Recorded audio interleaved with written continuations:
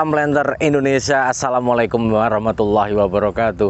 Di sore hari yang berbahagia ini, izinkan The Brondol menjelaskan kembali lagi mengenai pelepah kelapa sawit. Namun bahasan kali ini adalah mengenai panjang pelepah. Betapa pentingnya kita memahami panjang pelepah, karena bahwa panjang pelepah ini akan menentukan populasi pokok per hektarnya. Di dalam penanaman kelapa sawit kita mengenal istilah namanya mata lima. Penanaman dengan menggunakan segitiga sama sisi yang rata-rata ada yang panjangnya adalah 8,7 antar pokoknya, 9 meter antar pokoknya, bahkan sampai 9,4, dan ada juga yang mencoba pakai 9,5. Kenapa kok berbeda-beda? Karena panjang pelepah untuk masing-masing varietas kadang berbeda. Bahwa sebuah pelepah ini misalnya dari varietas A itu belum tentu akan sama dengan varietas B. Ketika kita menyamakan masih punya persepsi bahwa menanam kelapa sawit harus 143 pokok per hektar, maka mindset kita berarti masih belum benar. Karena bahwa ketika para petani dan para planter semuanya mau menanam kelapa sawit, maka harus mengetahui dan memahami spesifikasi dari kecambah yang mau kita tanam. Sebagai contoh, ketika kita menanam bibit unggul dengan pelepah yang cukup panjang, misalnya 239, kemudian atau keturunan Yangambi yang penanamannya rata-rata di atas 9,2 meter antar pokoknya. Bahkan 239 rekomendasinya adalah hanya 130 pokok per hektar, yang artinya bahwa jarak antar tanaman segitiga sama sisinya ini adalah 9,4. Nah, ketika kita tidak memahami hal ini, maka penanamannya mesti akan banyak petani yang cenderung untuk menanam kelapa sawit lebih rapat. Wah, kalau banyak pokoknya Pak Pendi, maka hasilnya mesti banyak, belum tentu. Karena bahwa ketika terlalu rapat tanaman itu sementara pelepahnya adalah panjang, maka akan berpengaruh terhadap penyinaran atau fotosintesis dari tanaman kita.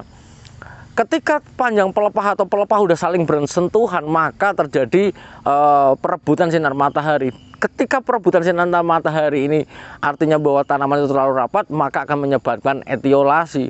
Pada tanaman yang mungkin masih kecil itu bukan suatu masalah yang signifikan, karena bahwa ketika tanamannya masih kecil pelepahnya belum saling menyentuh. Tapi begitu 6 tahun sampai 7 tahun semakin rapat, buahnya semakin kecil, buahnya bahkan akan hilang. Karena apa?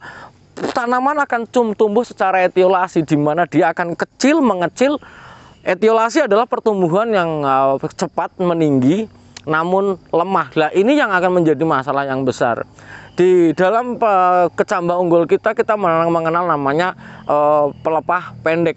Ketika pelepah pendek adalah bicara tentang TN1 yang mungkin jarak antar tanamannya rekomendasinya adalah 8,5 sampai ke 8,7 meter untuk antar pokoknya. Jadi populasinya di atas 150 pokok per hektar.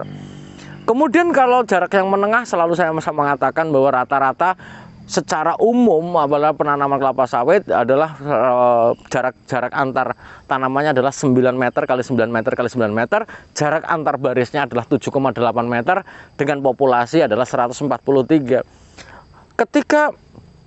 Ketika menanam lebih lebar, apakah berpengaruh Pak Pendi? Maka sebenarnya adalah tidak berpengaruh terhadap tanamannya, namun berpengaruh terhadap hasil. Sehingga bahwa penanaman kelapa sawit itu kita usahakan dengan menggunakan segitiga.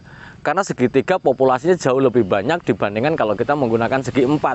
Sebagai contoh, ketika kita menggunakan segi 4 9 meter kali 9 meter, kita cuma dapat 123-an pokok per hektarnya. Sementara kalau kita menggunakan segitiga sama sisi dengan menggunakan mata 5, angkanya masih kita dapat 143 pokok per hektarnya. Sehingga kemudian dengan segitiga sama sisi kita adalah mengakomodasi tajuk, karena tajuk kita adalah berbentuk bintang. Nah, bicara tentang pelepah ini banyak sekali. Sehingga kesimpulan pada sore hari ini yang saya sampaikan bahwa yang pertama, bahwa setiap kelapa sawit adalah tidak memiliki panjang pelepah yang sama. Sehingga bagi Bapak Ibu, para petani semua, para planter semua, dan mungkin bagi mahasiswa itu harus memahami bahwa kita menanam pakai bibit unggul jenis apa. Ketika bibit jenis unggul kita cari tahu referensinya, panjang pelepahnya berapa dan rekomendasi pokok per hektarnya berapa.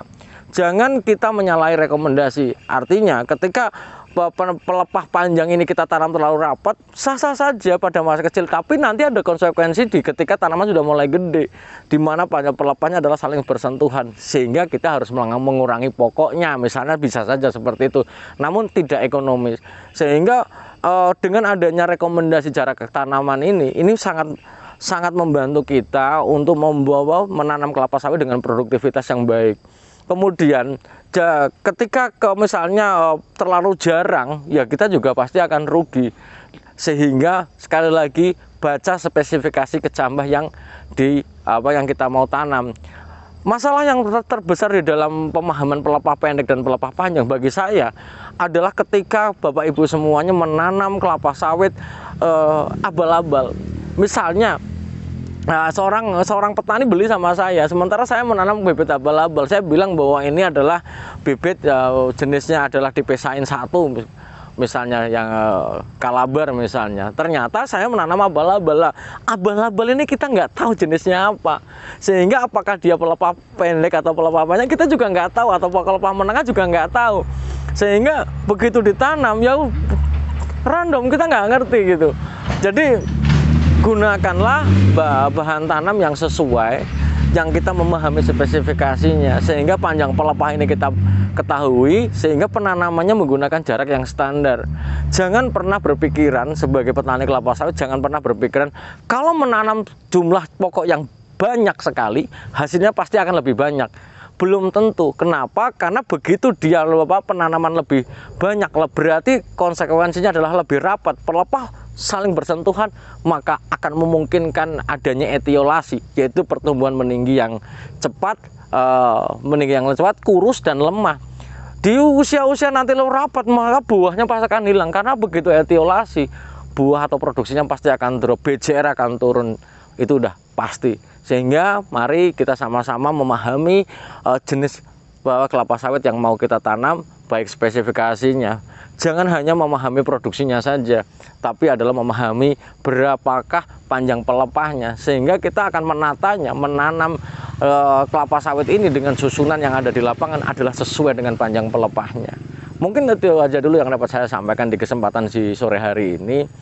Mari kita sama-sama mempelajari kelapa sawit dengan cara yang sebenar-benarnya, memahami dengan sebenar-benarnya. Pastikan kita menanam bibit kelapa sawit yang bersertifikat, yang diketahui spesifikasinya. Kalau tidak ada, sekarang udah zamannya zaman internet, kita tinggal spesifikasi bibit 239 maka akan keluar semuanya. Bibit atau spesifikasi DP-Shine akan keluar semuanya pastinya. Ini yang sangat memudahkan bagi para petani di zaman modern ini. Mungkin itu saja dulu yang dapat saya sampaikan. Semoga Allah memberikan kesehatan dan kebahagiaan tanpa syarat bagi kita semuanya, dan lebih memberikan jalan rezeki yang halal dan tidak disangka-sangka. Terima kasih. Salam planter Indonesia. Assalamualaikum warahmatullahi wabarakatuh.